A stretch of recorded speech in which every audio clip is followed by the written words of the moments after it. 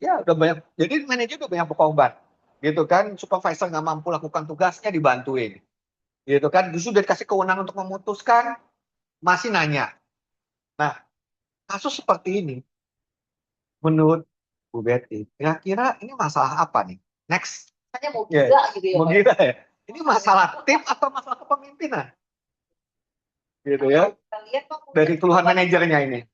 ini kan keluhan manajer ya Pak. Ya, Manajer ya Pak. yes.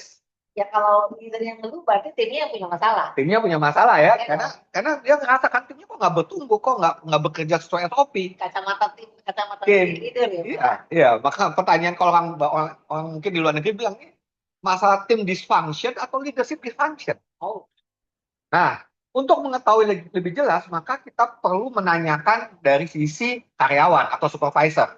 Karena kan kita tidak mungkin mengambil suatu langkah solusi kalau hanya mendengar satu pihak. Ini adalah standar dari kepemimpinan. Kita tidak hanya mendengar dari satu pihak, tapi kita selalu meng-cross check dengan pihak yang lain.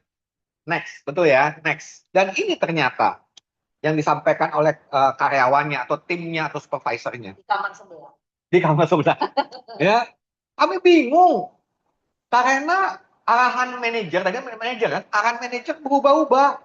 Kemarin bilang A, hari ini bilang B. Jadi kami takut salah. Lebih aman tanya dan tunggu arahan, gitu kan? Memang saya dikasih apa namanya uh, wewenang, ya. Tapi kadang-kadang keputusan saya diambil alih oleh manajer. Dikasih wewenang dikasih, tapi keputusan seringkali langsung manajer ambil keputusan. Pada waktu saya buat keputusan sendiri malah dimarahin. Dan dibilang tidak koordinasi dulu dengan manajer. Masalah. Masalah, kata supervisornya. Kata si tim. Ya, kata sistem. Ya, ya, saya tanya malah dianggap bukan kritik. Gitu kan. Setiap keputusan kecil apapun diambil oleh manajer. SOP dirubah terus. Ya, jadi daripada salah, ya gitu aja deh, arahan. Jadinya Ya. pasti. Iya. Bagaimana kami dapat paham job desk? Kalau setiap hari manajer perintahkan kerjaan yang berbeda-beda. Ya, kalau tanya kerjaan, lagi-lagi dimarahin. Ya, nanya, manajernya bilang, udahlah, daripada nanyanya gue sendiri yang kerjain. Nah, kalau kita dengar cerita ini, maka problemnya problem apa?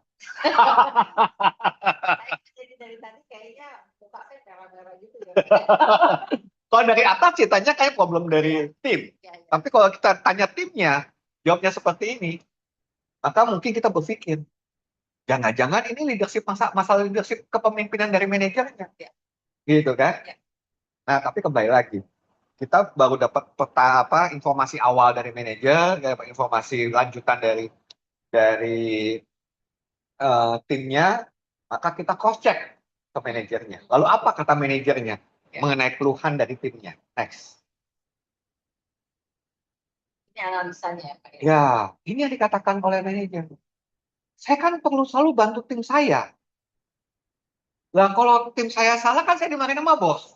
Ya, bos tahunya saya. Atau bos kan tahunya saya. Ya. Gitu kan, anak buah salah kan saya disalahin. Kan lebih aman kalau saya langsung yang awasin dan berikan arahan. Ya, walaupun karena itu saya jadi lelah. Bagi saya yang penting kerjaan cepat selesai, performance. Gitu kan, tim juga saling bantu walaupun bukan kerjaannya. Ya, yang penting kan kerjaan beres. Walaupun bukan kerjaannya, ya bantulah kalau lagi nggak ada kerjaan. SOP saya rubah agar tidak memberatkan tim sebenarnya niatnya. Dan membuat mereka lebih nyaman. Bantu niatnya ya Pak. Iya, dan tidak komplain karena SOP-nya jadi ribet. Ya. Makanya saya sering perbaiki.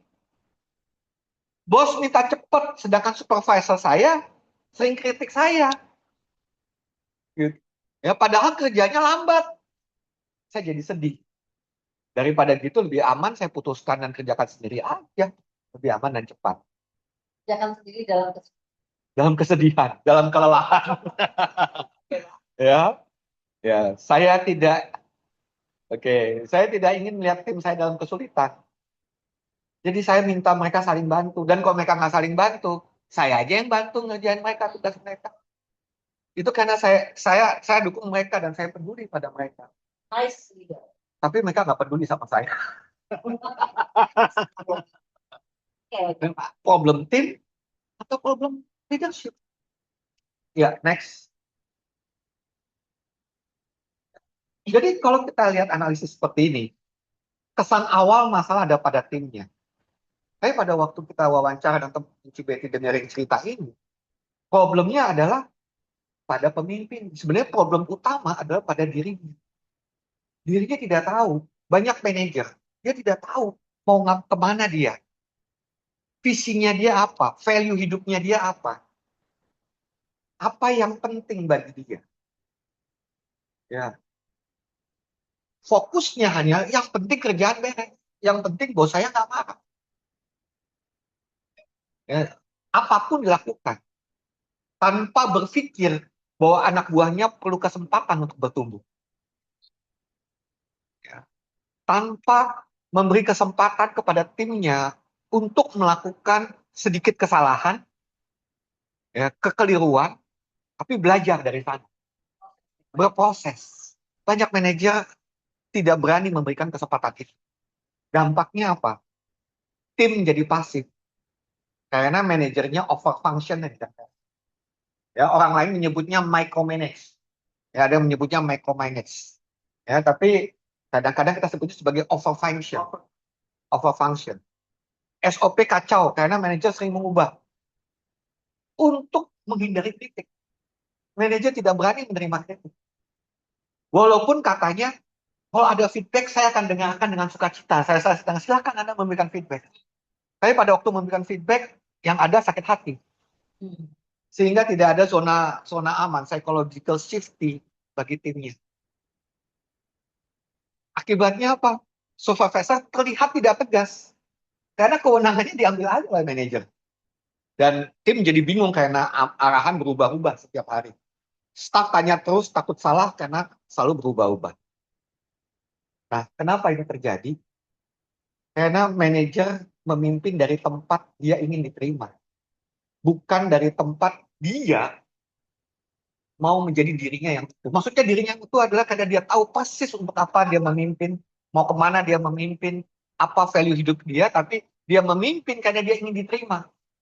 Dia ingin dianggap baik oleh timnya, dia ingin dihargai oleh bosnya, sehingga dia kehilangan arah dirinya. Bahkan takut menjadi dirinya sendiri. Bahkan takut menjadi dirinya sendiri. Masih mending sih kalau takut jadi diri sendiri, bahkan nggak tahu dirinya siapa. Dampaknya adalah itu membuat manajer atau leader menjadi reaktif, emosional, dan akhirnya lelah, exhausted. Butuh healing. Butuh healing. Oke. Ya, kalau Genset bilang, jadi saya butuh healing. Oke, next.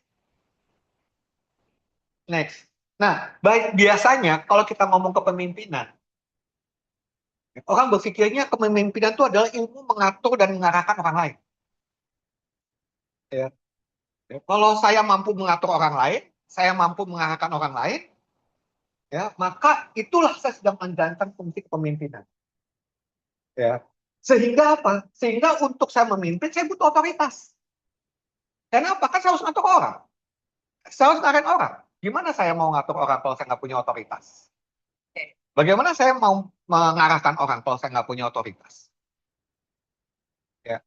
Pemahaman itu tidak sepenuhnya keliru. Tapi permasalahannya, mungkinkah orang nggak punya otoritas bisa memimpin? Caranya. Ya. Orang manajemen bilang nggak mungkin. Harus ada otoritas. Perlu otoritas. Tapi pertanyaannya, otoritas perlu formal. Ya, menariknya gini tuh. Di dunia asuransi, karena saya baca juga membantu di dunia asuransi. Banyak orang-orang masuk asuransi, backgroundnya adalah direktur atau manajer di perusahaan besar. Punya Posisi otoritas. punya prestasi luar biasa di tempat kerjanya dulu. Begitu masuk dunia asuransi, prestasinya tidak bersinar. Saya yakin lah Bu Betty mungkin kalau ketemu dengan baik leader, gitu kan. Sampai ada salah satu, saya pernah bantu salah satu agent backgroundnya dia adalah direktur, dia bilang saya masuk asuransi itu malah jadi turun kelas. Oke. Kenapa? Ya orang susah diatur. Di tempat saya kerja saya ngomong semua nurut. Ini salah paham, Bu. Pertanyaannya, kalau di tempat lama, dia sekali ngomong, orang nurut. Di tempat yang baru, dia ngomong 10 kali, nggak ada yang nurut. Dia sedang turun kelas atau naik kelas. Pada waktu dia berpikir dia turun kelas, sebenarnya dia tidak siap untuk naik kelas. Karena disitulah dia memimpin tanpa otoritas. Dia perlu memperbesar kepemimpinan dia untuk mempengaruhi orang, sehingga orang terpengaruh. Pada waktu orang terpengaruh, disitulah dia punya otoritas. Jadi memang butuh otoritas, tapi otoritasnya bukan karena jabatan, tapi otoritasnya karena orang-orang di sekitar yang dia pimpin percaya pada dirinya. Pada kepemimpinannya. Yes, itulah sebenarnya kepemimpinan yang lebih utuh. Bukan karena posisi. Bukan karena otoritas yang didapat dari posisi, dari jabatan. Tapi bagaimana dia membuat orang-orang di sekitarnya percaya bahwa pemimpinnya itu peduli dan bisa membawa timnya ke arah yang lebih baik. Nah, sekarang pertanyaannya, pada waktu untuk supaya saya dipercaya, untuk saya dapat mempengaruhi orang lain, maka yang perlu dipimpin siapa? Semua orang sudah tahu, diri sendiri. Saya dulu. Saya dulu. Tapi siapa saya? Diri yang mana dalam diri saya? Siapa saya? Iya kan? Ya pimpin diri. Ya, itu semua orang juga tahu. Ya pimpin diri. Pimpinlah dirimu sendiri sebelum kamu memimpin orang lain. Ya, tapi diri saya yang mana yang perlu saya pimpin? Problemnya kan kadang-kadang kita nggak tahu apa yang saya pimpin. Gitu kan? Nah, makanya di sini kita mulai dengan sebuah definisi yang lebih jelas. Apa yang dimaksud dengan memulai dari diri sendiri? Satu, mulailah dengan memahami emosi saya. Emosi diri dari pemimpin. Saya emosi kalau apa? Dan bagaimana saya kelola emosi saya? Bagaimana saya memahami nilai-nilai hidup saya? Apakah saya tahu arah tujuan saya?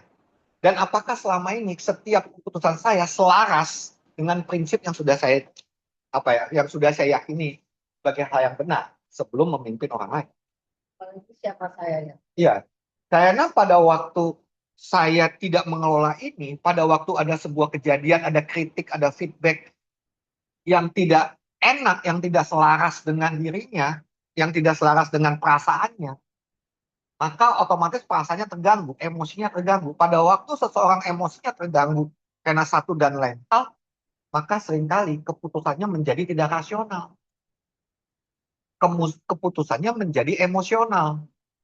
Pada waktu seorang pemimpin keputusannya emosional, maka itu akan berdampak timnya makin takut untuk lebih produktif, timnya takut untuk berinisiatif, timnya takut untuk berpendapat, Takut untuk melangkah. takut untuk melangkah.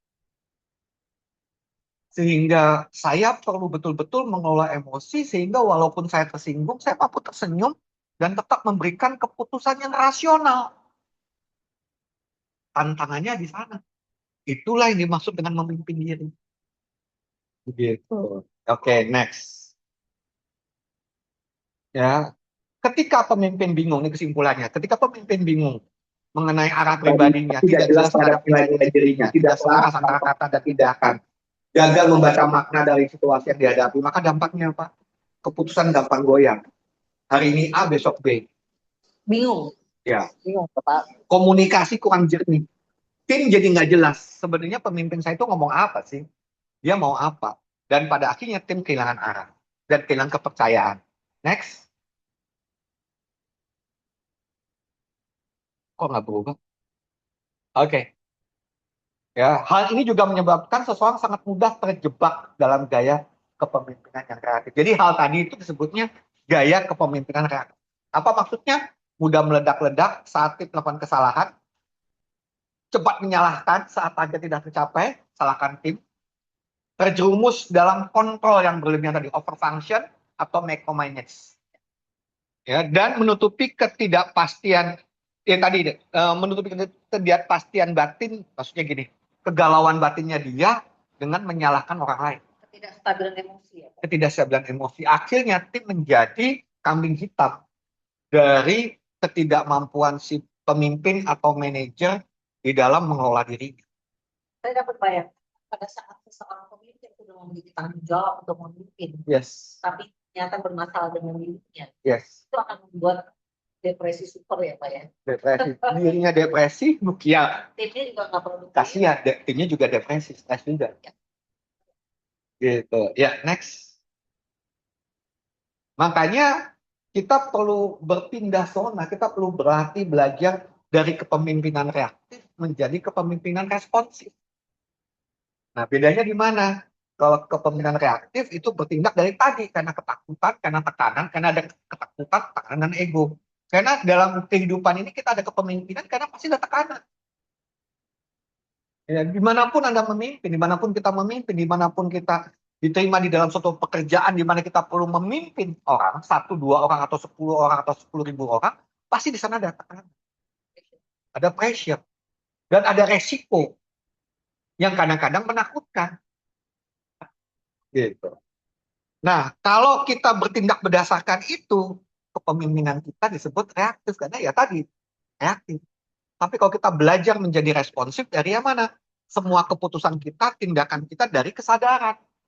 Dari nilai-nilai yang jelas, dari keselarasan Tuhan. Ya kemarin tadi di bawah kita sempat ngobrol di mana saya terpaksa bekerja sama dengan orang yang saya tidak suka. Tapi memang karena harus begitu. Kalau hanya gara-gara saya tidak suka, saya tidak bekerja, saya menolak bekerja sama dengan dia, maka keputusan saya emosional. Hasilnya tidak sesuai dengan tujuan saya. Untuk saya masuk pada tujuan saya perlu bekerja sama dengan orang yang tidak cocok dengan saya. Ya, next.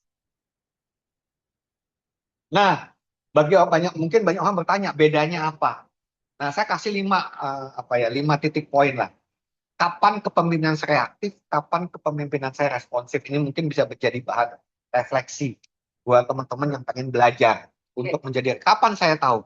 Biasanya kepemimpinan yang reaktif itu reaksinya spontan. Ada masalah langsung bertindak tanpa pikir panjang. Ya, digerakkan oleh emosi. Jadi keputusan karena marah saya putuskan ini, atau karena takut salah, takut dikritik. Jadi keputusannya bukan untuk sesuatu nilai yang diperjuangkan, tapi daripada dikritik, daripada ribut, ya arah sering berubah. SOP tidak stabil, komunikasi defensif. Maksudnya apa? Dikasih feedback malah defensif. Yang paling sering kita tahu lah, bagaimana kita dapat mengerti apakah saya ini dapat menerima kritik adalah pada waktu dikritik. Dimulai dengan kata biasanya orang terima kasih atas feedbacknya. Kamu tahu nggak kenapa saya begitu? Soalnya, ya, begitu ngomong soalnya, itu kita sedang defect. Saya waktu awal-awal belajar kepemimpinan paling sulit untuk menerima feedback, terima kasih dan diam. Ya, ya. Itu gak gampang. Yes. Terima kasih, diam. Iya. Gitu. Walaupun saya tahu, aduh kamu salah paham. Tapi kan itu sudut pandang kamu, saya perlu terima. Dan kita berterima kasih. Berterima kasih. Kenapa berterima kasih? Karena kamu mau menyampaikan kepada saya. Kalau kamu nggak menyampaikan pada saya nggak tahu apa yang kamu pikirkan. Menghibah di belakang. Iya. Ya, ya. Dan micromanage tadi. Apa-apa diambil lagi. Jadi latihan pertama, saya sendiri ngerasain. Latihan pertama susah banget untuk, oke, thank you. Gitu ya. Dan saya juga melihat banyak pemimpin yang bertumbuh. Dimulai pada waktu dia menerima feedback, belajar untuk terima kasih dan diam. Nah inilah contoh kepemimpinan yang responsif. Bertindak dari kesadaran, nilai, kejelasan tujuan. Berpikir jernih dulu sebelum merespon. Ya, jadi kalau lagi ada emosi, lagi marah, lagi kesel, lagi jengkel, diam dulu. Ya, saya lebih memilih untuk tidak ngambil keputusan. Dan Bapak selalu mengajarkan saya. Begitu ya? Mengambil keputusan di saat masih ada. Yes. Ya, saya ya kita tahulah dunia marketing. Beli sekarang, besok harganya naik. Gitu ya. Itu makanya hari ini saya nggak mau begitu. Saya bilang 3 hari. Kan masih punya waktu 3 hari buat mikir kan dengan harga 99.000 buku. Tujuannya itu. Saya sendiri tidak suka. Walaupun saya tahu itu marketing yang sangat efektif. Tapi kalau bicara leadership, saya perlu punya value memberikan kesempatan orang memilih dengan sadar. Oh, untuk itu Bapak nggak bilang 150.000 malam ini. Yes. Oke. Siap. Gitu. Ya. Orang perlu memilih dengan sadar, ya, bukan memilih dengan emosi. Saya lebih baik kehilangan peluang daripada saya memilih daripada emosi. Itu saya mati diri saya. Latihan. Ya, kalau ada FOMO, ada apapun, gitu kan, semenarik apapun, kalau saya dibatasi waktu dan saya tahu saya masih emosi, masih, waduh sayang atau apa, saya memilih untuk tidak membeli. Kecuali sebelumnya saya sudah rencanakan. Oke. Saya pengen beli A. Sudah masuk dalam keranjang. Sudah masuk dalam keranjang, terus tiba-tiba A itu diskon. Nah, udah. Ya sudah, karena saya sudah rencanakan, itu kan bukan emosional. Ya, itu rasional. Itu latihan untuk menjadi responsif. Dan banyak orang nggak sabar loh. Yes. Tapi nggak sabar itu memang PR. Itulah memimpin diri. Dimulai dari diri sendiri. Itu yang dimaksud dengan memimpin diri. Jadi hal-hal kecil. Yes. Ya. Ya, belajar untuk punya arah jelas dan konsisten. Komunikasi, belajar untuk tegas dan terbuka. Tegas itu artinya ya katakan ya, tidak katakan tidak. Ya, tapi bagaimana mengatakan juga lembut. Tapi lembut tapi ada ketegasan. Tidak harus menyakiti orang lain juga. Gitu. Ya. Dan belajar mendelegasikan, berikan tim ruang bertumbuh. Maksudnya apa? Berikan tim ruang untuk membuat kesalahan. Gitu. Dan berikan kesempatan anak kita jatuh pada waktu dia belajar berjalan. Kapan anak kita mampu berjalan dan berlari? Kalau kita selalu mencegah dia untuk jatuh. Jadi ada ruang untuk seseorang mengeksplor dirinya. Itulah peluang untuk bertumbuh. Itulah ciri kepemimpinan yang responsif. Next.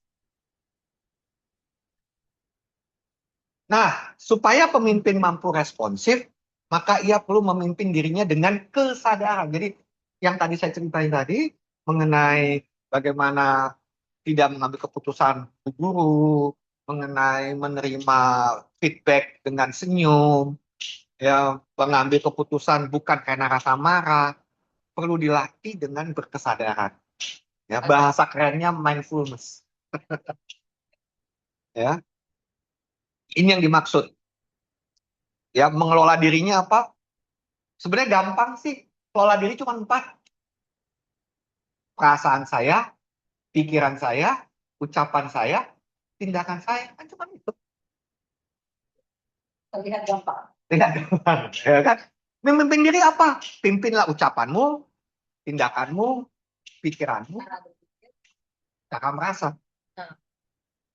Ya, maka di situ kita akan belajar hidup dalam berkesadaran dan menolong pemimpin untuk menjadi responsif. Tidak ya. Tidak reaktif gitu ya. Jadi kesadaran akan 4 hal. Ya, mindfulness akan 4 hal. Perasaan, pikiran, ucapan, dan tindakan. Next.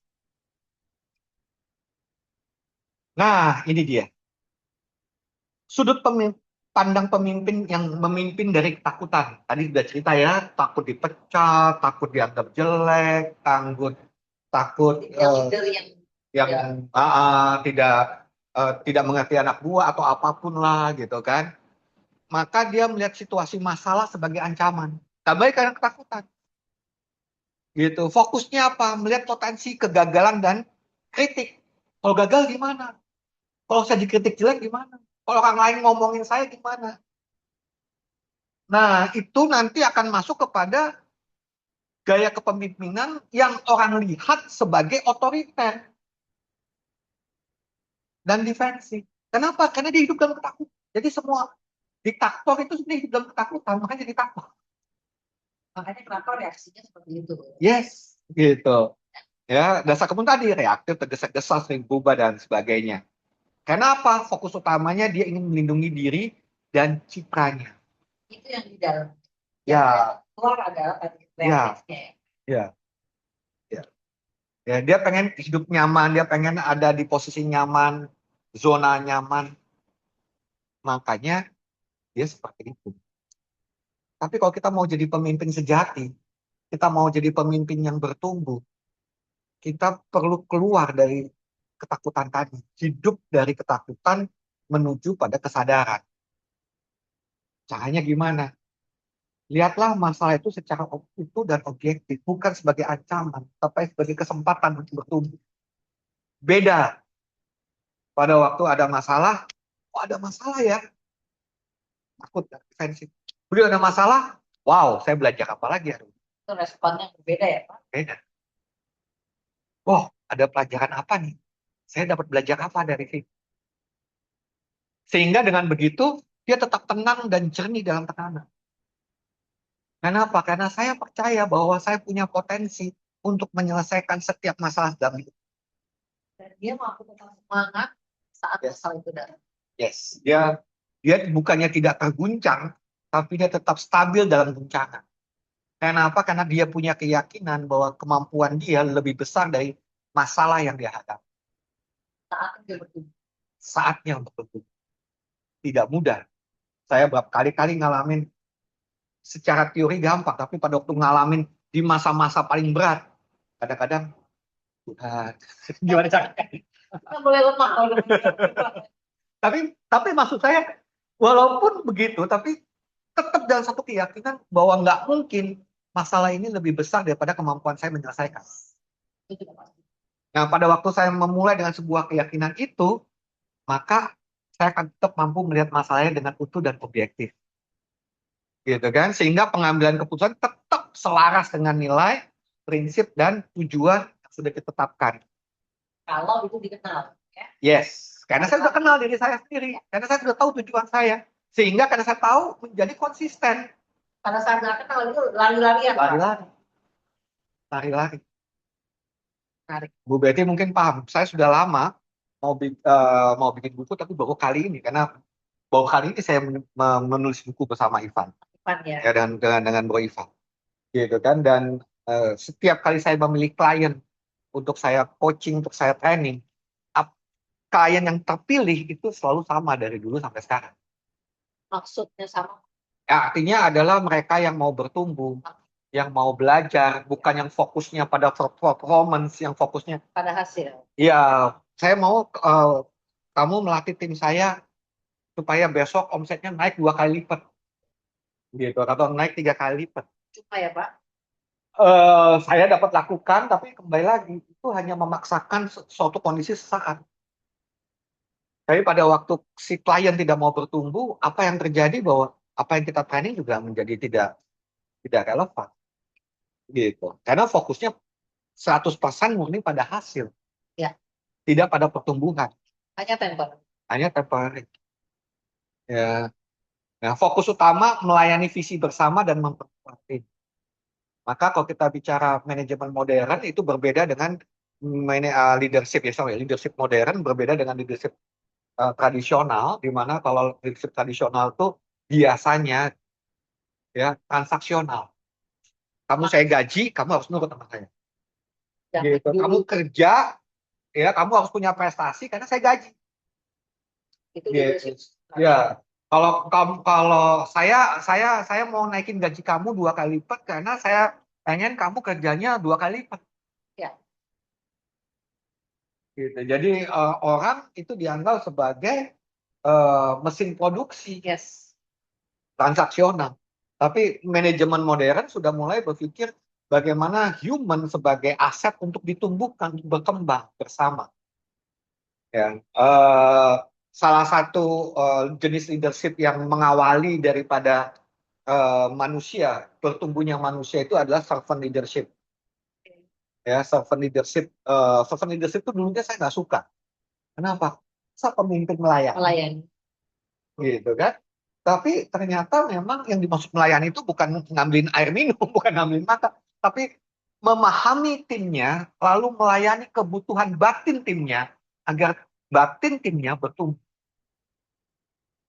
Gitu. Nah, lalu dikembangkan lagi menjadi yang disebut transformational leadership, kepemimpinan yang mengubah, transform.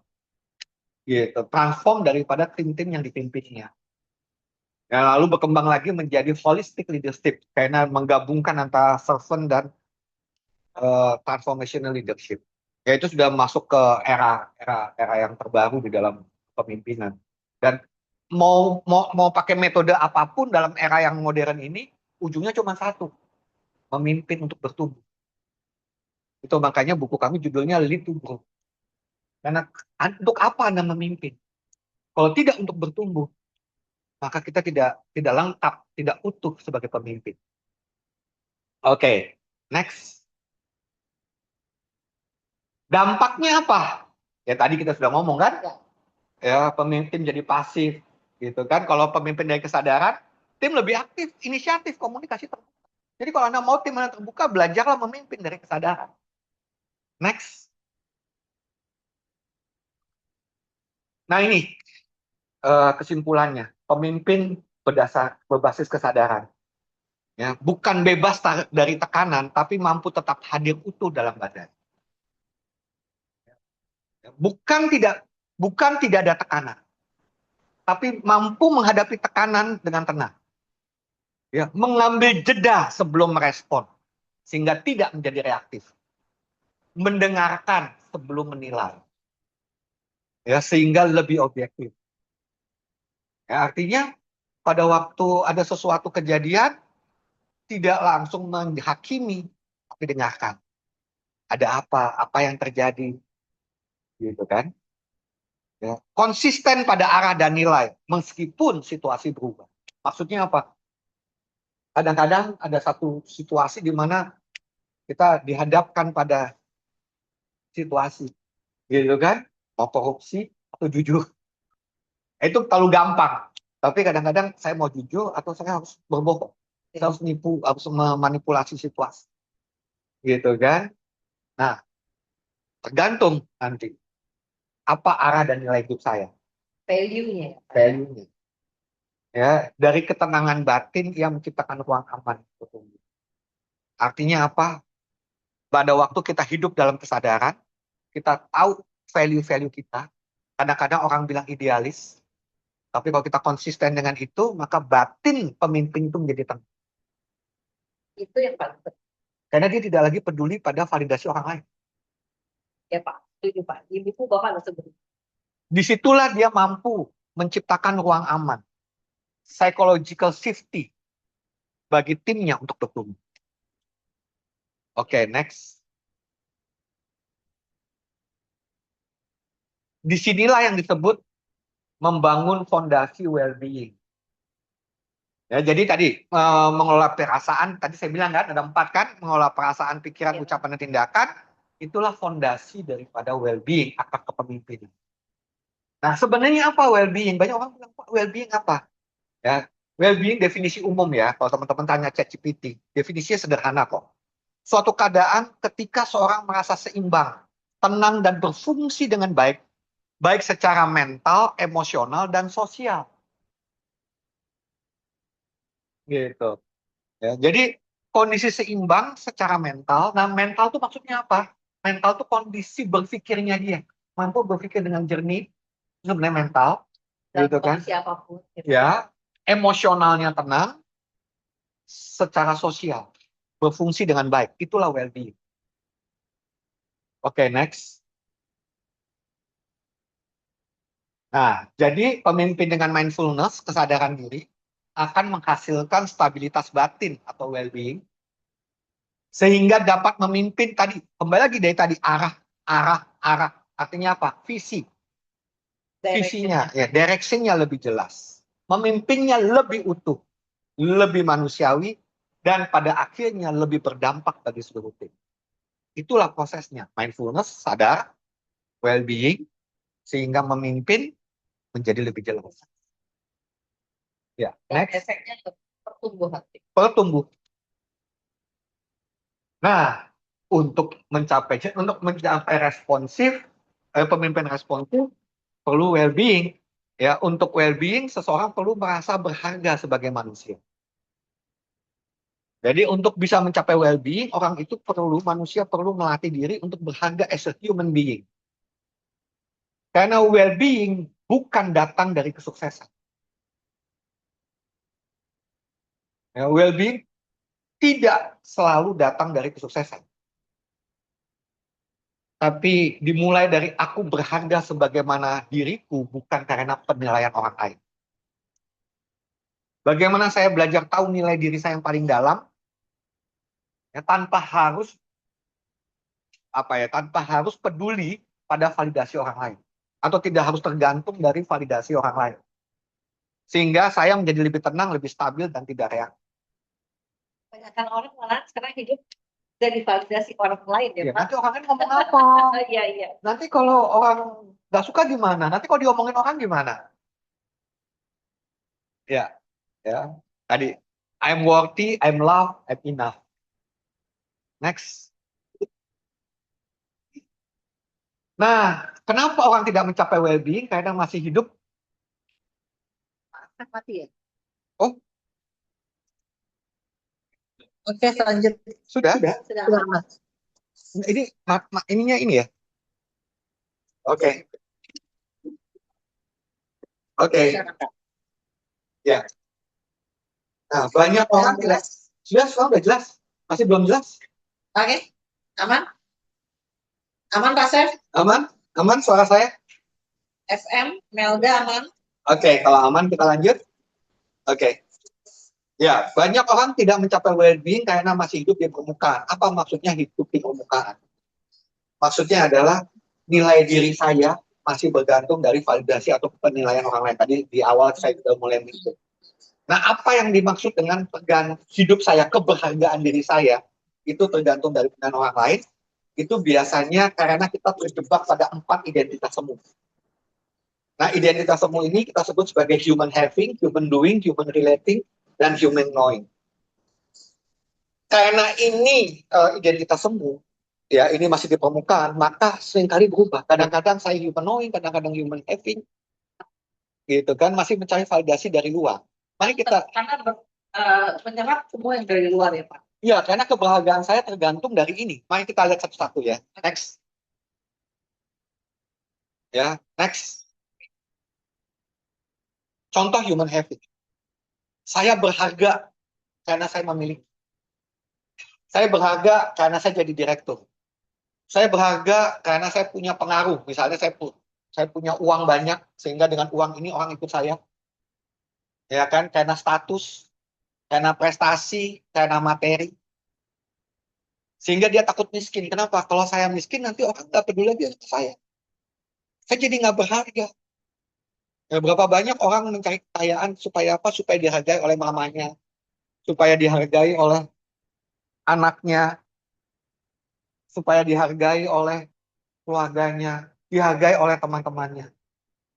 Apa yang dimiliki ya, Pak ya? Ya, sehingga pada waktu itu nggak ada, dia merasa tidak berharga. Siapa saya? Saya sudah nggak punya apa-apa lagi, saya sudah nggak berharga buat kamu. Dan pada saat yang sama dia juga memperlakukan temannya juga sama. Otomatis. Otomatis. Apain buat teman sama dia? Nggak ada gunanya. Duitnya juga nggak punya, nanti ketemu kita makan kan bayarin. Karena tadi terjebak pada identitas human having. Orang makin kaya berarti makin wow, makin berharga. Gitu. Kayaknya makin hebat, udah kayak dewa. Itu menderita sekali loh, Pak. Yes. Menderita sekali tuh begitu. Oke, Pak. Next. Human doing. Dia merasa berharga kalau melakukan sesuatu. Sibuk terus. Saya barusan kemarin ngobrol sama salah satu leader, ya, salah satu asuransi. Dia bilang, saya ini kok rasanya galau. Kenapa galau? Iya, saya itu akhir-akhir ini sering melakukan kegiatan yang tidak ada hubungannya dengan bisnis saya. Terus saya bilang, loh, kamu kan udah prestasinya udah besar, gitu kan? Kamu even nggak kerja pun, duit udah datang. Dia sudah sampai di level passive income. Iya, tapi kok kayak saya nggak berharga? Kok saya Kosong. kosong gitu kan? Ya, saya tanya, value-nya kamu apa? Dan saya nggak sebut ibu atau bapak ya, karena ini, gitu kan? Nah, dia dia bilang, ya karena dulu saya dapat dompet, gitu. Apa gunanya manusia kalau tidak bekerja? Oke. Apa gunanya manusia kalau tidak produktif?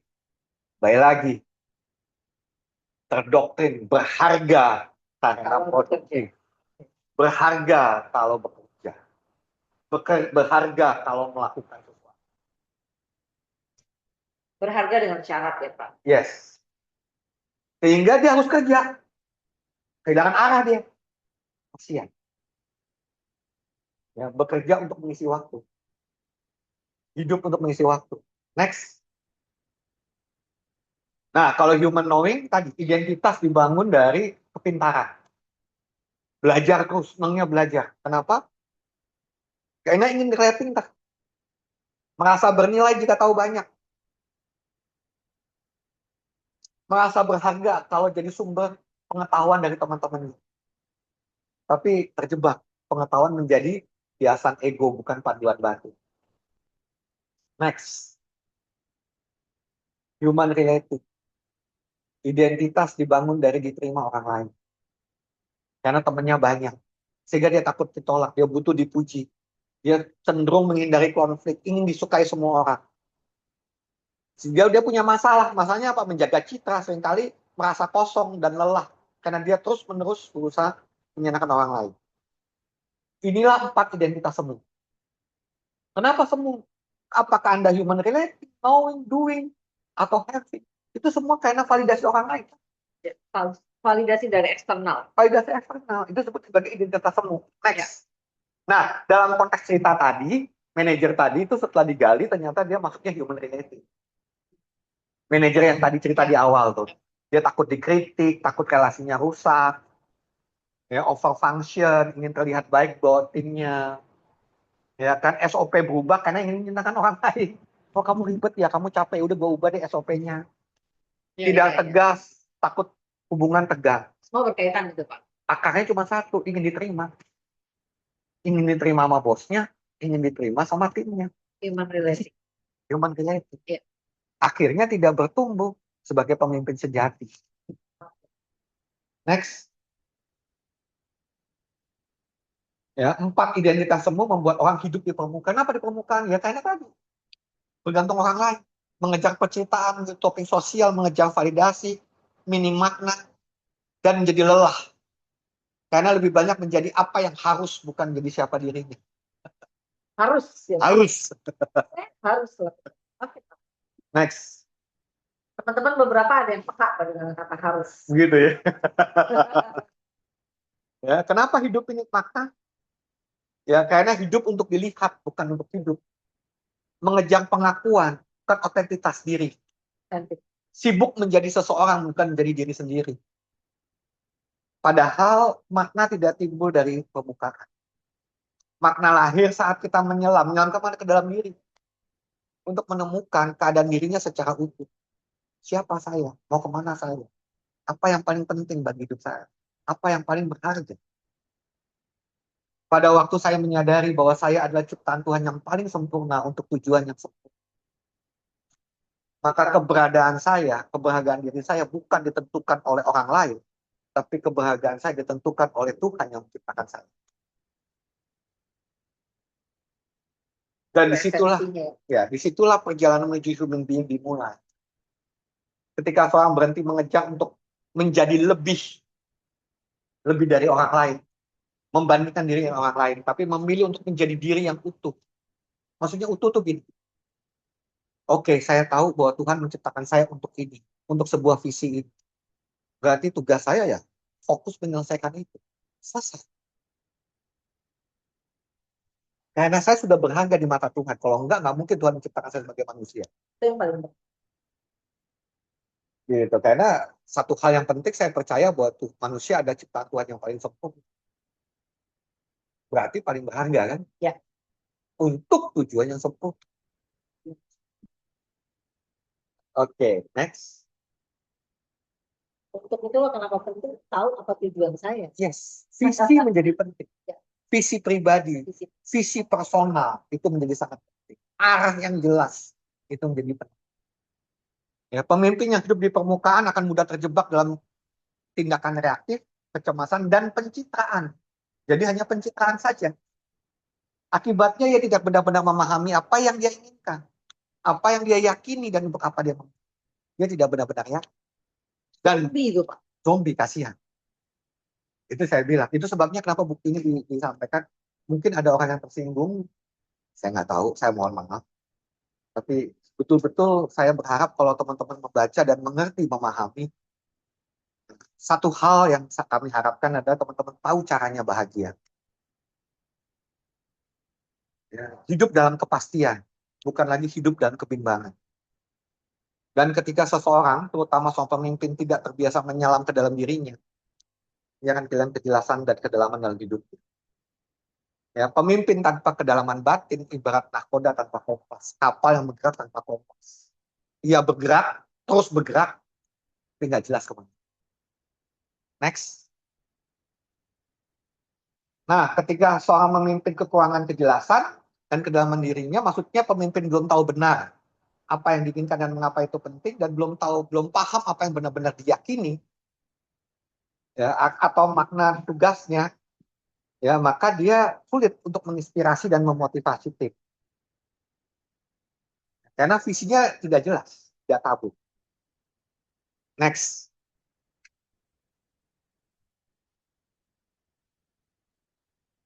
Ya, ini dia pemimpin yang sering membangun peluang. Fokusnya target, tujuan, dan pertumbuhan omset. Bukan pertumbuhan diri, pertumbuhan omset. Tapi lupa membangun fondasi ke dalam. Refleksi, nilai, dan jati diri. Next. Maka sebenarnya nanti slide-nya kan dibagikan ya. Ya, teman-teman kalau mau foto pertanyaan ini. Gaya kepemimpinan saya ini identitas semu mana yang paling dominan? Apakah human having, human doing, relating, apa knowing? Apakah selama ini saya memimpin dari nilai atau dari ketakutan? Apakah saya tahan kritik? Nah, ini sebenarnya pertanyaan reflektif. Sehingga saya tahu di bagian mana saya perlu bertumbuh sebagai human being. Next. Nah, pada waktu kita mau belajar jadi well-being, ini tantangan. Semua orang yang mau bertumbuh sebagai human being untuk menjadi well-being pasti akan mengalami ini. Difitnah oleh orang lain, karyawan, teman, anggota, saudara. Jadi kalau teman-teman belum ngalamin, ya bersyukurlah.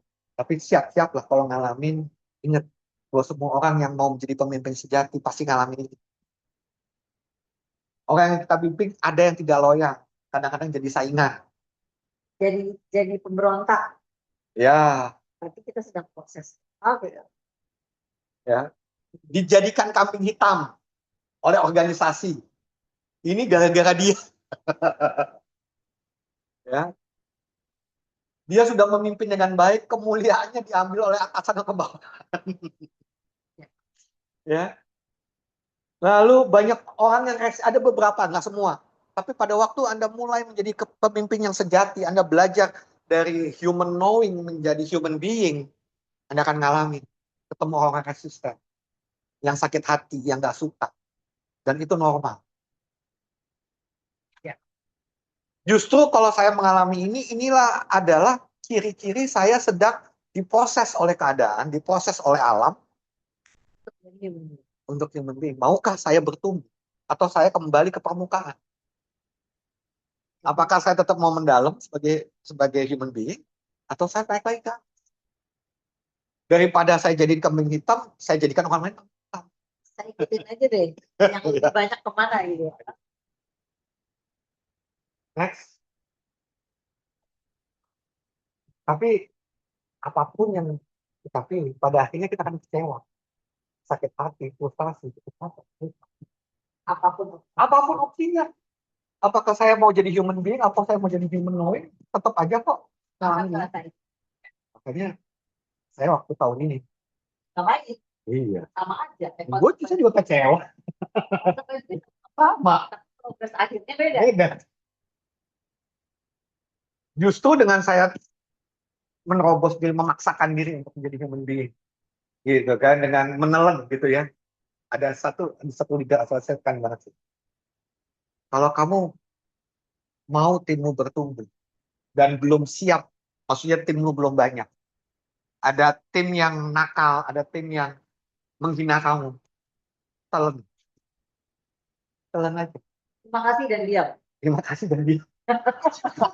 Orang gila. Itu namanya protes. Itu yang bikin saya protes sama Bapak. Terima kasih dan diam. Prosesnya sama, keputusannya beda, hasilnya beda. Prosesnya sama. Tapi kita akan ditempa menjadi lebih kuat, lebih Oke. memahami orang lain. Tadinya sakit hati, lama-lama kasihan ya.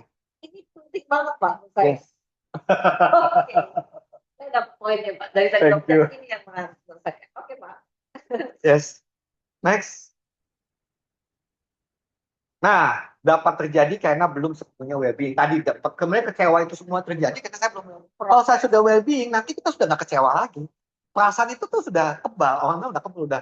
Nggak ada. Sudah, ya iya. Paling sebel apa ya? Sebel sebentar lah. Saya ingat Pak, ting kemarin ada yang Ya. yang nggak sesuai. Ya. Dia biasa aja ya, itu prosesnya. Mic-nya. Oh, di sini ya. Oke. Nah, jadi apa ya? Perasaan sakit itu normal. Yang tadi perasaan tadi ya yang kembali ke Kecewa. sebenarnya itu normal. Boleh mundur? Ya, no. Boleh mundur? Ya, ini normal, teman-teman. Ya, tapi maju terus. Ya, maju terus. Jangan putus asa, maksudnya jangan mundur. Gitu. Karena kalau mundur Anda akan kembali lagi ke awal. Muncul lagi ke permukaan ya Pak? Muncul lagi ke permukaan. Kita kan nyelam ya Pak? Iya, kita kan kembali sakit hati.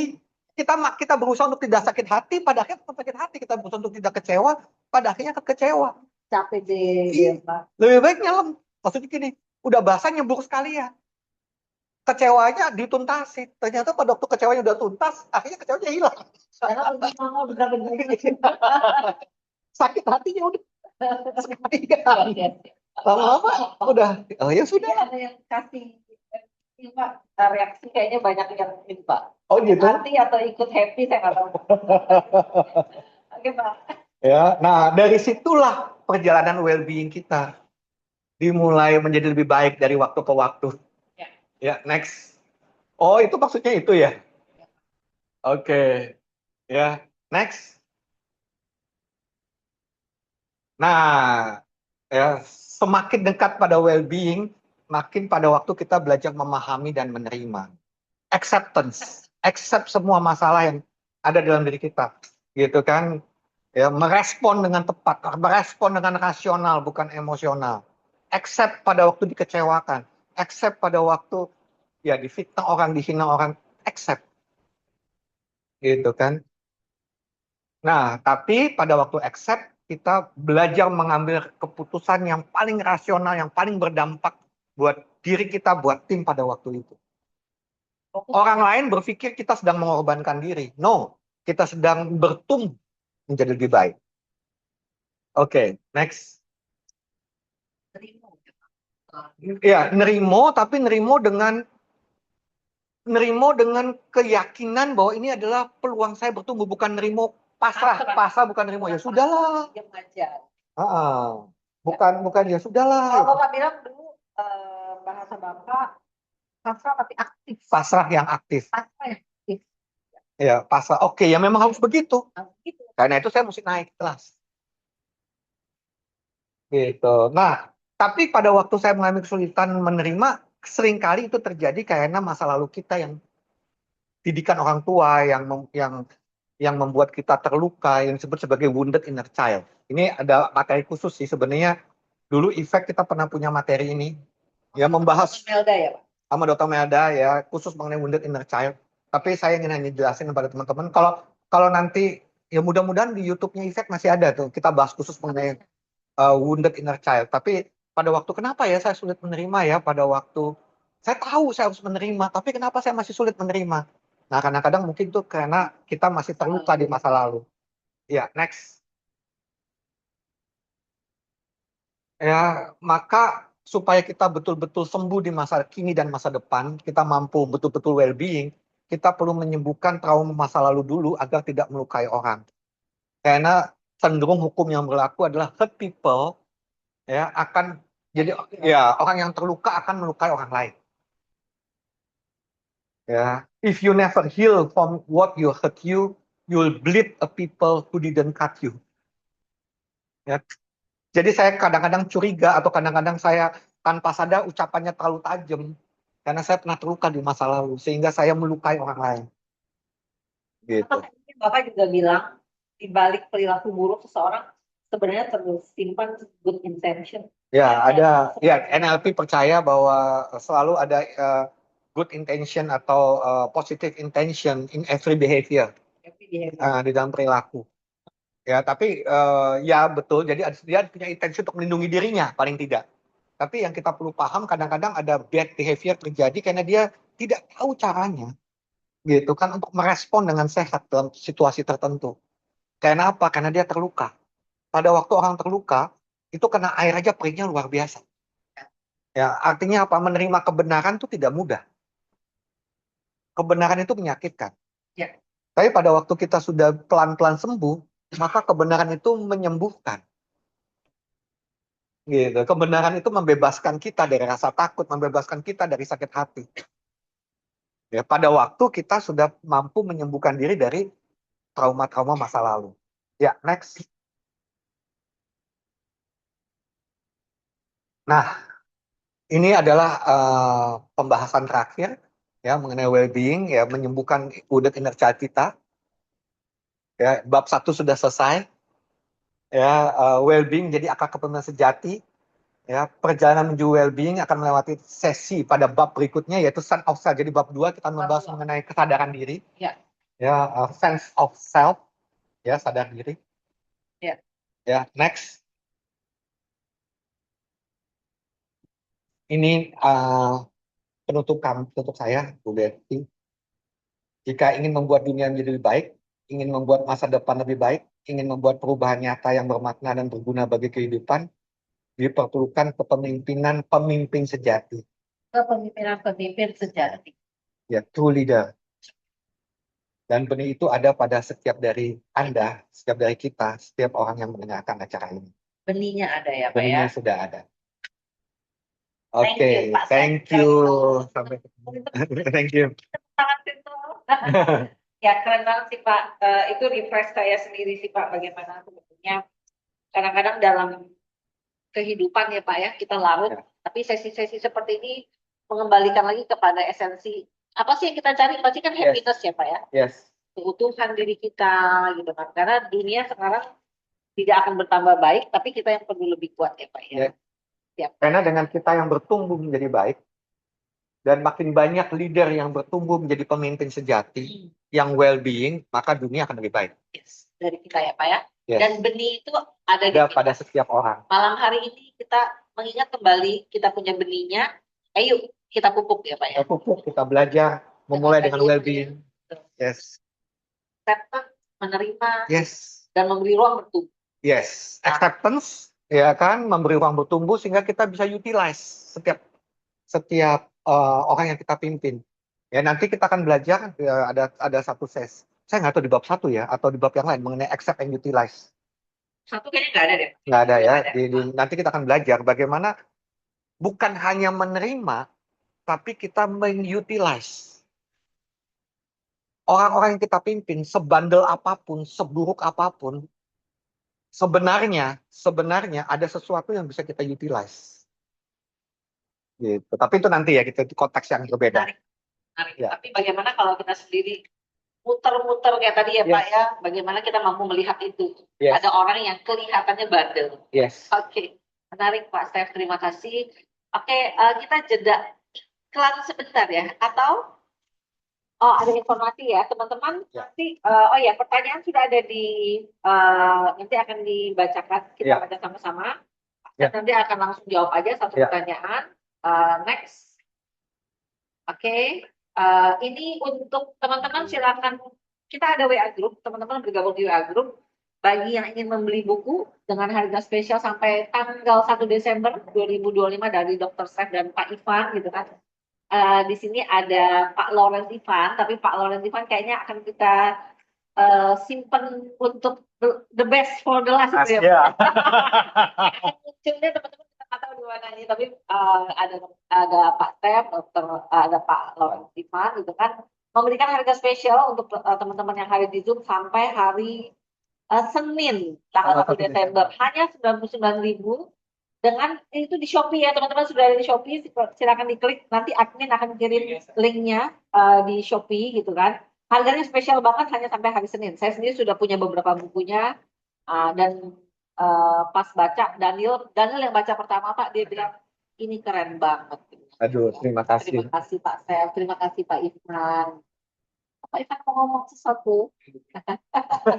Oke, kita tanya jawab ya Pak ya. Oke, ini Oh ya, teman-teman, kita ada WA grup Pak Stef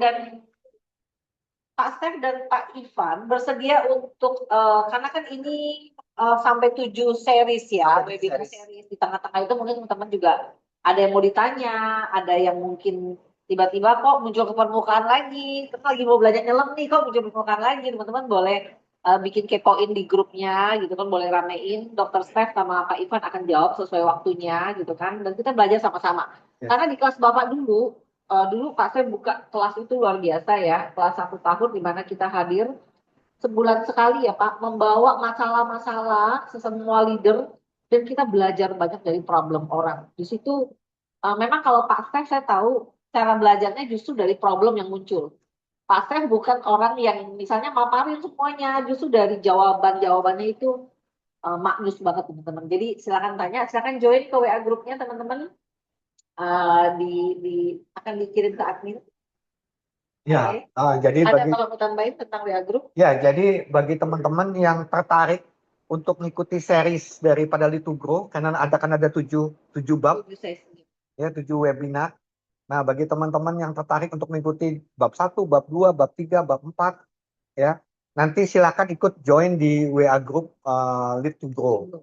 Ya, karena di sana juga akan banyak informasi juga mengenai, karena ini buku kita pun yang Lead to Grow ini Leading for Within, jadi memimpin dari diri sendiri, ini adalah masih buku 1.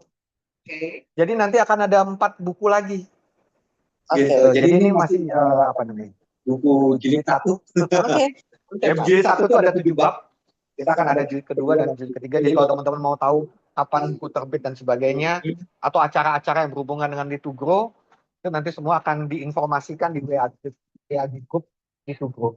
Berharap dengan ada komunitas ini kita kembali diingatkan ya Pak ya. Karena pengalaman saya kita gampang banget keluar dari tujuan mula kita. Jadi teman-teman sudah dikirim juga ke Zoom, silakan diklik untuk bergabung di WA grupnya. Mudah-mudahan dengan komunitas ini kita sama-sama lagi untuk menumbuhkan benih tadi Pak. Karena saya percaya komunitas itu membantu banget sih Pak. Saya bergaul dengan siapa, obrolan apa yang saya bicarakan dengan teman-teman itu pasti akan pelan-pelan memupuk benih tadi Pak. Saya percaya itu sih Pak. Oke. Next kita mau ngapain nih? Tanya jawab. Q&A-nya aku baca dari. Oke, ini dari. Tidak ada nama Pak Stef. Bagaimana kita menyadari diri kita memiliki kapasitas sebagai leader jika atasan atau senior pada lingkungan kerja susah kita lihat sebagai seorang role model. Jadi nggak ada role model Pak. Terus gimana saya tahu saya mampu gitu loh. Bagaimana saya tahu saya mampu? Mentor Pak maksudnya. Dia nggak punya mentor. Ya. Yang pertama, mentor itu tidak harus didapat dari lingkungan pekerjaan. Ya, mentor itu didapat di manapun. Ya, biasanya sih orang mendapatkan mentor dari dari lingkungan tempat dia beribadah. Ya, mungkin kalau yang Muslim di masjid, yang Kristen di gereja, biasanya kan mereka ada mentor-mentor yang membimbing mereka secara spiritual, dan itu harusnya adalah mentor-mentor yang membimbing mereka untuk menjadi seorang pemimpin. Gitu ya. Jadi yang pertama itu, jadi role model tidak harus selalu di tempat kerja. Yang kedua, bagaimana saya tahu saya pemimpin? Sederhana, karena saya dilahirkan sebagai manusia. Itu dulu prinsipnya. Kebenarannya, setiap makhluk yang namanya manusia pasti diciptakan sebagai pemimpin. Terima dulu, de facto. Ya, de facto, walaupun mungkin tidak de jure itu nggak ada suatu keputusan dari Tuhan gitu kan. Tapi de facto-nya kemampuan kita berpikir, kemampuan kita menganalisa, ya itu sudah membuktikan bahwa tujuan kita diciptakan sebagai pemimpin. Bahkan ada yang memang menggunakan kita adalah dari jutaan sperma yang berhasil dilahirkan. Ya. Tempur. Ya. Ya itu penjelasan ilmiah. Ya, penjelasan ilmiah untuk membuktikan kita pemenang. Oh, pemenang ya, karena kambing juga sama kan, jutaan sperma. oh, iya. Sapi juga sama. Tapi yang membuktikan bahwa kita pemimpin adalah dimanapun di daerah, kalau ada daerah itu ada keteraturan, pasti ada manusia. Misalnya ada tambak rapi, ya, pasti ada manusia memimpin, ada manusia mengelola di sana. Jadi sadari dulu bahwa kehadiran saya sebagai manusia saja sudah menunjukkan bahwa memang Tuhan mau saya sebagai pemimpin. Nah, dari kesadaran itu, maka saya perlu belajar mengenai kepemimpinan. Nah, belajar itu dari siapa? Dari perusahaan, tentu saja dari pemimpin saya. Ya. Nah, menariknya, tidak harus kita belajar dari pemimpin yang baik. Dari pemimpin yang tidak baik pun kita dapat belajar, kan? Dari pemimpin belajarnya banyak. Harusnya. Pemimpin dalam pemimpin apa ya namanya? Pemimpin belajar memimpin pada orang-orang yang hidup dalam ketakutan. Oh, kita belajar kan? Ada study case ya. Ada study case. Saya itu ingat, Bu Bet, waktu saya belajar kepemimpinan, saya punya guru, salah satu guru saya dalam kehidupan dan NLP itu namanya Bapak Saiful Bahri. Sayang dia udah almarhum. Nah, waktu awal-awal saya belajar, saya tuh dititipkan pada salah satu sahabatnya dia untuk kerja di sana. Oke. Nah, bahasanya kepada sahabatnya dia adalah, ini anak lagi belajar, tolong bimbing dia. Oke. Itu permintaan Pak Saiful ke sahabatnya dia. Perintah Pak Saiful ke saya, pimpin dia. Berarti ada sesuatu pada dia yang sebenarnya sedang diproses juga oleh Pak Saiful. Iya, pimpin dia supaya perusahaannya maju. Kalau perusahaannya nggak maju, salah kamu. Terus saya bilang, Pak, kalau saya suruh mimpin dia, kenapa Pak Saiful tidak perkenalkan saya sebagai konsultan? Sebagai otoritas. Iya, kenapa gua gak dikasih otoritas gitu? Iya. Karena malah di-switch gitu ya, Pak. Di-switch. Dibilang saya mau belajar sama dia, terus gimana saya mimpin dia? Strateginya kreatif, Pak. Gitu kan. Terus Pak Saiful cuma ngomong, kayaknya kamu harus memimpin dia. Kalau kamu, saya bilang sebagai konsultan, saya bilang kamu background-nya, kan saya pada NLP apa segala macam, kalau saya kasih tau background-nya dia, ya kan pasti dia nurut sama kamu. Pada waktu dia nurut sama kamu, gimana kamu bisa memimpin dia? Justru pada waktu dia merasa gitu bahwa dia harus bimbing kamu, disitulah challenge kamu untuk memimpin dia. Tanpa posisi, tanpa otoritas. Yes. Wah, itu ampun deh. Itu benar ampun. Tapi ya tadi, gitu kan. Karena dia langsung bilang, begini ya, harus begini ya. Dia menggunakan pengalaman dia untuk bimbing saya. Gitu. Artinya kalau dia mampu, maka saya harus mampu. Padahal manusia kan maka saya harus mampu. Apa yang dia mampu belum tentu saya mampu. Ya. Pada waktu saya tidak mampu, maka dia berpikir saya sudah diajari. Ya. Dan Bapak di pressure di situ. Di pressure di sana. Ya, tapi kembali lagi. Pada waktu sekarang saya mengerti background-nya bahwa memang itu perintah dari Pak Saiful bahwa memang saya perlu belajar memimpin dia, maka saya belajar memahami dia, belajar apa yang menjadi pemikiran dia, gitu kan? Apa yang perlu saya terima dari sikap otoritasnya dia. Ya, saya belajar acceptance, gitu kan? Lalu saya perlu bimbing dia seperti apa. Jadi yang saya ingin sampaikan adalah ya seperti apapun pemimpin kita, selalu ada kesempatan untuk belajar. Mudah-mudahan menjawab. Mudah-mudahan menjawab ya. Tadi ya ada nama. Oke, Ya. kalau misalnya Bapak atau Ibu yang tadi bertanya dan kurang puas, boleh Ya, kita boleh. open mic ya. Teman-teman mau open mic boleh, tapi kita selesaikan pertanyaan dulu. Ya. Next, pertanyaan berikutnya. Aku lihat di LD ya. LD ada kirim kah? Oh ini dia. Ya. Oke, dari Ibu Sri. Ini Ibu Sri Semarang kayaknya Ibu deh. Sri ya, Semarang ya. Kayaknya. Halo Ibu Sri. Apakah dapat disebut dalam hidup juga terkandung risk taker? Maksudnya apa nih Bu Sri? Apakah dapat disebut dalam hidup juga risk taker jika saya adalah anak buah di mana pemimpinnya otoriter dan punya banyak ide, tapi sudah dilaksanakan dan tidak diberi arahan. Maunya terima beres dan terima pujian. Banyak orang bawahannya kesal, tapi pemimpin suka karena dia pintar bicara. Bagaimana cara saya menghadapinya karena sering konflik dan disalahin, Pak? Oke. Oke. Bagaimana saya menghadapi pemimpin yang otoriter? Ya, Pemimpin yang hanya banyak mau ide, ya, ya, banyak ide. mau terima beres. Pertanyaan yang paling mendasar adalah apa yang ibu mau? Bukan apa yang ibu tidak mau. Ya, karena itu kan tadi kan yang diceritakan oleh Ibu Sri itu kan sebuah keadaan, sebuah realita yang dirasakan oleh Ibu Sri. Itu yang terjadi. Itu kan realitanya. Ya. Itu kenyataannya. Ya. Gitu kan, pemimpin otoriter dan sebagainya. Dan pada waktu Ibu Sri ingin bilang bagaimana saya menghadapi, maka mungkin pertanyaannya adalah apa yang Ibu mau? Dari realita ini apa yang Ibu mau? Baru kita bisa diskusikan bagaimana menghadapinya. Oke, Bu Sri boleh tolong ketik lagi nanti ya. Ibu mau apa untuk case kedua? Atau mau open mic? Boleh, tapi kan pertanyaan pertama juga kurang jelas nih Pak. Ya. Boleh Bu Sri open mic?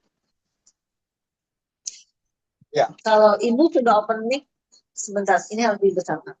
Di sini aja. Ya. Ya. Malam, Dok.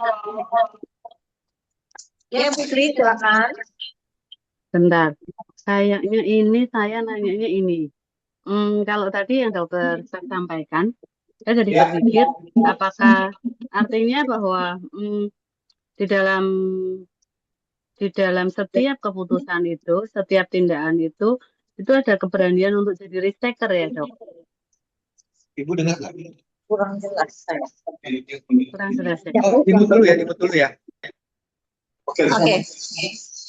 Ini juga dimut ya? Oke. Ini juga dimut. Tes. Apa saya tulis saja, Dok? Saya tulis ulang. Silakan, Bu. Ya, oke. Saya tulis. Saya coba.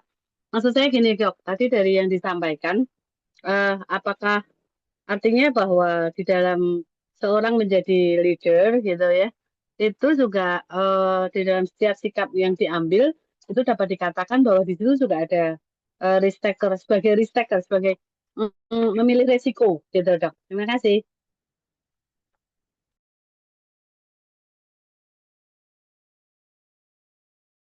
Oke, kalau pertanyaannya adalah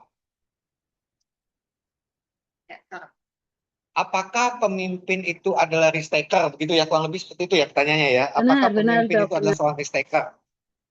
Saya ingin mengatakan bahwa sebenarnya setiap dari manusia itu mau jadi pemimpin atau tidak jadi pemimpin kan juga seorang risk taker.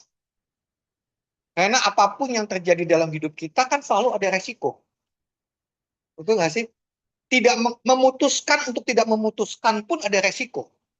Memutuskan diam ada resiko, memutuskan untuk bertindak juga ada resiko. Tidak bertindak pun ada resiko ya? Tidak bertindak pun ada resiko. Jadi saya berpikir bukan hanya seorang pemimpin yang seorang risk taker. Setiap dari kita sebenarnya disadari atau tidak disadari adalah risk taker. Kita tidak mau jadi risk taker pun itu sudah jadi risk taker, betul nggak sih? Oke. Baik, mengerti. Teman-teman paham ya? Paham. Bahwa pada waktu kita kita memutuskan tidak mengambil resiko, kan di situ juga ada resiko. Kadang-kadang kita perlu membuat list, Pak. Ya. Jadi yang perlu juga teman-teman disadari, pada waktu saya tahu bahwa hidup ini memang perlu ada resiko, lalu keputusan saya apa? Resiko seperti apa yang mau saya ambil? mau sampai sejauh mana resiko itu saya ambil. Tapi kan tetap perlu ada keputusan. Apakah menjawab Baik, Bu Sri? Mudah-mudahan menjawab. Kalau misalnya belum, sangat menjawab. kalau misalnya masih tidak jelas, boleh ditanyakan lagi. Apakah Apakah cukup cukup memahami memahami apa apa yang yang coba coba saya saya sampaikan? sampaikan? Sudah, Oke, Dok. Sudah memahami. Terima kasih, Dok. Terima kasih, Bu Betty. terima kasih Bu Sri. Terima kasih, Bu. Terima Pertanyaan kasih. berikutnya. Ya. Nah, Pertanyaan Coach, menjadi berharga dan well-being itu ujung-ujungnya mindset hidup berkelimpahan. Berdasarkan law of attraction, akan menarik hal baik dan bertemu dengan tim-tim yang selaras dan value kita ya. Ini pertanyaan, Pak. Pernyataan ditutupin dengan pertanyaan. Bahwa Nah, itu kayaknya pernyataan semua deh. Pertanyaannya menjadi mana? berharga. Iya atau tidak ya sih, Pak? Menjadi berharga dan well-being. Menjadi berharga dan well-being, ini Ujung-ujungnya kita kan mindset, hidupnya berkelimpahan tuh, Pak. mindset hidup berkelimpahan.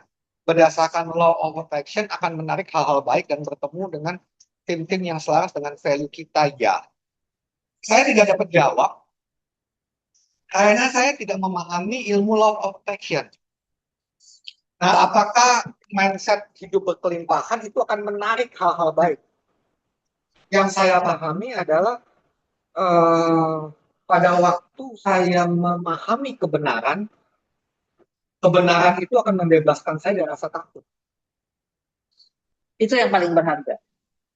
Ya, membebaskan saya dari rasa takut, membebaskan saya dari rasa khawatir, cemas. Ya kan, pada waktu saya menerima kebenaran, kebenaran itu akan membawa saya pada kebahagiaan. Nah, mindset berkelimpahan itu saya tidak mengerti. Gitu. Mungkin Bro Andre dapat menjelaskan. Saya tidak paham apa yang dimaksud dengan mindset itu berkelimpahan. Dan bahwa law of attraction menekan hal-hal baik. Saya tidak paham. Boleh dijelaskan, Kak? Pak Andre mau open mic? Bersedia? Kalau belum mungkin kita ke next dulu ya Pak Tev ya. Silakan nanti kalau Pak Andre mau open mic boleh ya Pak. Oke. Apakah masih ada pertanyaan? Ya. Ini pernyataan. Doing Doing something. something cost something. Doing nothing cost something. Very often. Oh boleh Pak Andre open mic aja nggak apa-apa. Ya, Silakan Pak. Ya, ya. Halo Coach. Halo, Bro Andre. Hai Coach. Ya, halo Coach. Halo, Bro Andre. Iya Coach, karena kan tadi kan Coach juga menyampaikan bahwa supaya bisa mindfulness atau sadar dan well-being itu kan kita juga perlu sembuh ya dari luka batin kita, itu kan. Ya dari beberapa yang saya pelajari bahwa sembuh dari luka batin itu kan bisa dibilang ya itu tadi ya, kita jadi berharga, kita juga melihat diri kita itu apa adanya, tidak perlu validasi gitu kan. Otomatis kita bergerak di frekuensi hidup yang aliran energinya tuh positif, atau ada ini apa namanya, yang mengatakan bahwa energi kita tuh bergerak di power gitu. Power ini punya hal yang positif gitu. Nah, kalau kita bergerak di power itu kan hidupnya itu kita ngalir gitu, berkelimpahan tuh maksudnya kita narik rezeki gitu, narik rezeki, narik orang-orang yang selaras dengan value kita gitu, Coach. Jadi saya memaknai memaknai Coach punya materi hari ini itu kayak nyambungin puzzle saya selama ini yang tentang ini law of attraction, mindfulness, dan ini nih koneksinya gitu. Oh, oke. Berarti ini adalah kesimpulan dari Bro Andre ya? Ya, ini maksudnya saya tadi kasih pernyataan juga. Kalau Coach nggak mengenal law of attraction ya nggak apa-apa ya. Tapi ini saya kayak lagi nyusunin puzzle bahwa ini masuknya di sini loh gitu ternyata gitu. Dan memang ujung-ujungnya ya dengan kalau dilihat dari sisi materi Coach hari ini ya ujung-ujungnya dalam kita memimpin ya balik lagi kan kita memimpin diri kita sendiri. Nah, otomatis efeknya sendiri dengan mindfulness itu sendiri kita bisa memimpin diri kita sendiri dengan baik, kita bisa memimpin keluarga kita dengan baik, kita bisa memimpin pasangan kita dengan baik, kita bisa memimpin di organisasi dengan baik, kita bisa memimpin dalam pekerjaan kita dengan baik. Jadi ya mungkin Coach Steph bahas lead to grow-nya mungkin dari sisi pekerjaan, tapi saya melihatnya bahwa lead to grow ini bukan cuma dari sisi pekerjaan, tapi benar-benar dari sebagai pemimpin dalam kehidupan gitu. Oke. Semua aspek kehidupan. Thank Ya, you, semua Pak aspek Andre. dalam kehidupan. Ya. Thank you. Saya tidak dapat merespon karena ada beberapa keilmuan yang Bro Andre tanyakan, saya tidak mendalami. Gitu. Oke, Tapi Coach, nggak thank you apa-apa, untuk Coach. penjelasannya. Ya, tapi ini materi hari ini benar-benar kayak satu puzzle yang kompletin perjalanan hidup saya gitu. Thank you. Oke, nanti mungkin kita bisa sambung di sesi Terima private ya, kasih. Coach, lagi ya. Thank you, Coach. Oke. Mungkin sedikit ya Pak ya, karena tadi Bro Andre, saya jadi ingat waktu saya mempersiapkan hari ini, ada beberapa yang saya garis bawahi Pak. Oke. Menarik banget teman-teman, mungkin saya bacain aja di bukunya. Punya Pak Steph dan Pak Ivan gitu kan. Kenapa?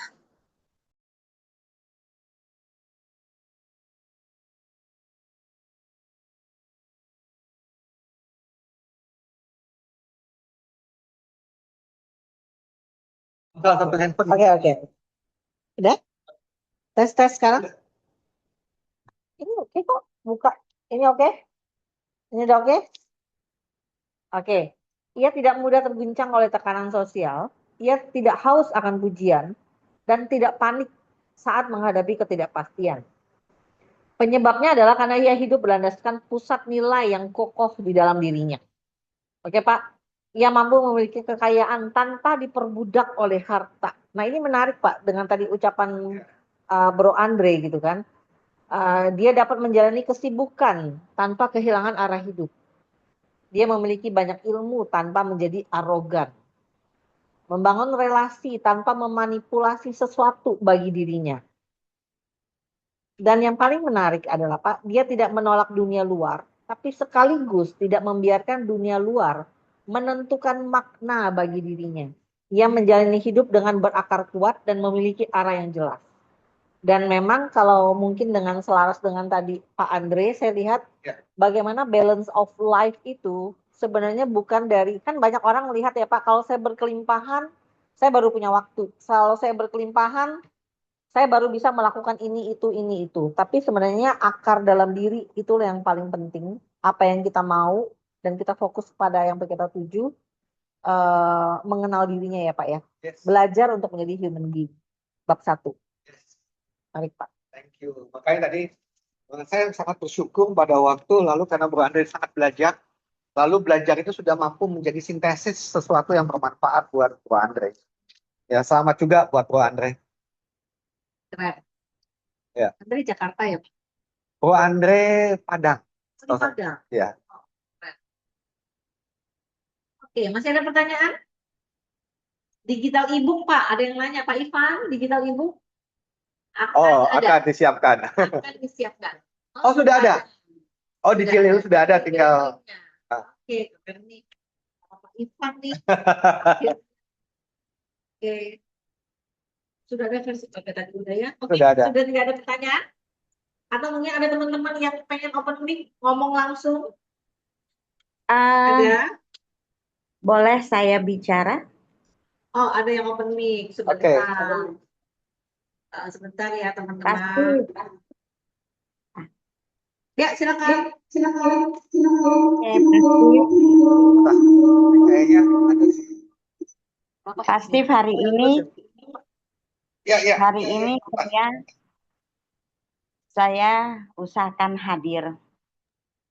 Saya hanya ingin menyatakan satu hal. Steve, I'm proud of you.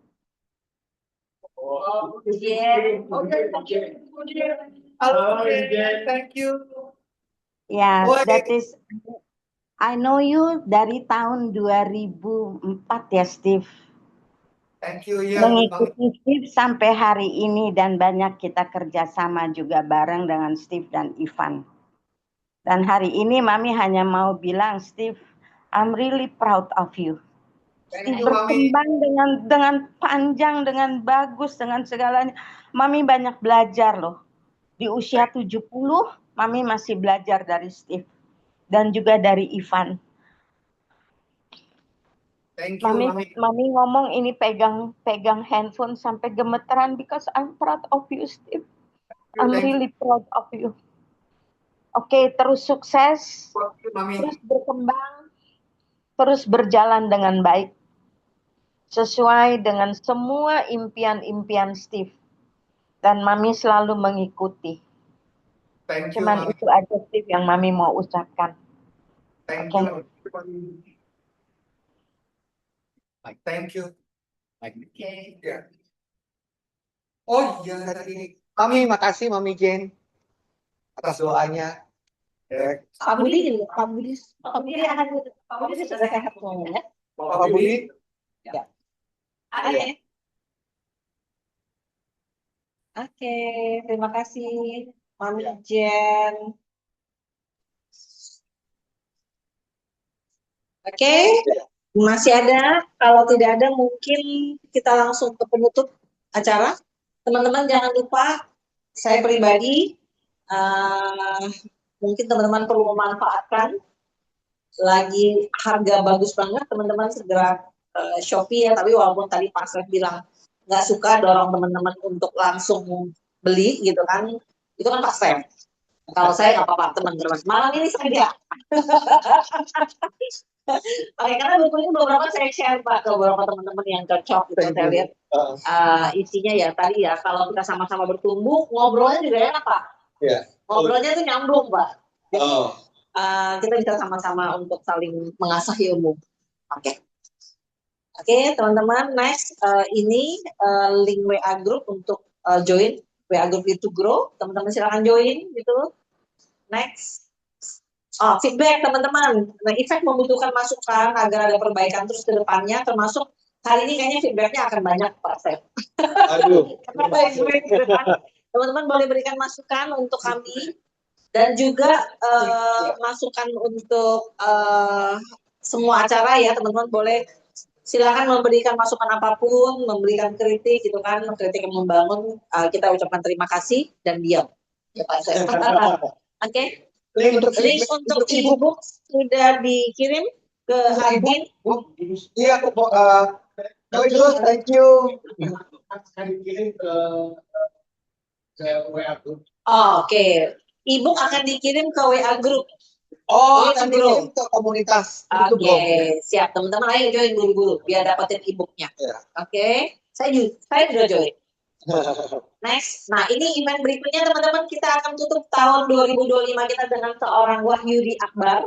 Beliau juga murid Pak Stef ya. Iya, pernah belajar. Pernah belajar juga join bareng. Saya juga pernah menjadi muridnya Wahyudi Akbar. Beliau anak muda yang luar biasa ya. Nanti kita akan tutup 2025 ini dengan bersama Effect dengan Start with Smart. Gitu. Smart itu bagaimana kita cara berpikir untuk hidup lebih sejahtera lagi. Nah ini adalah memang komunitas Dr. Stef dan Wahyudi Akbar ini luar biasa Pak Ivan ya. Pak Ivan juga saya percaya cara berpikir yang kadang-kadang tuh nggak masuk akal, tapi ternyata itu sesuatu dunia lain yang kita memang perlu explore dalam hidup kita. Jadi teman-teman silakan join ke WA group sementara untuk mengikuti webinar Effect di 2025 Desember nanti.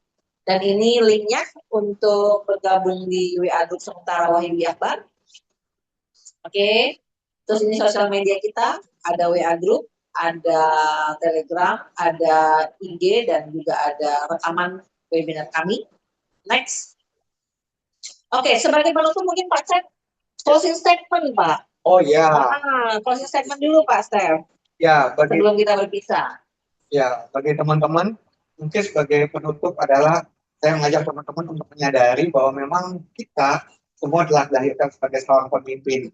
Dan seorang pemimpin akan menjadi sempurna pada waktu kita fokusnya menumbuhkan orang lain dan juga menumbuhkan diri sendiri. Jadi kita belajar untuk bertumbuh, ya, tidak perlu takut melakukan kesalahan, ya, tidak takut untuk mengeksplor, mencoba, tidak takut untuk jatuh, gitu kan, dan selalu bangkit dan belajar, ya, bangkit dan belajar, ya, belajar juga untuk melepaskan diri dari identitas semu, sehingga dari situlah kerendahan hati yang sebenarnya. Ya, bagi saya definisi rendah hati adalah semua yang saya lakukan bukan lagi bergantung pada validasi orang lain. Gitu, tapi karena value, karena pemahaman bahwa memang ini yang perlu dilakukan. Nah, sehingga dengan demikian kita semua akan belajar untuk bertumbuh bersama, dan pada waktu kita belajar untuk bertumbuh bersama, percayalah bahwa dunia pasti akan menjadi baik-baik saja. Oke, thank you Pak Stef. Thank you. Thank you. Semoga sehat selalu Pak Stef, Pak Isman gitu kan. Teman-teman tunggu kejutan apa lagi yang akan ada di bab 2. Mungkin kita akan panggil Pak Isman, Pak Stef ya, Nanti untuk kita saling lihat. berbagi ya Ya. Pak ya. Kita lihat nanti formasinya yang berbeda. Oke teman-teman, kita sudah di akhir acara. Terima kasih sudah bersama Impact malam hari ini. Semoga kita semua terus bertumbuh karena kita percaya kalau kita bersama-sama, dunia akan menjadi lebih baik lagi. Terima kasih teman-teman. Sampai jumpa teman-teman.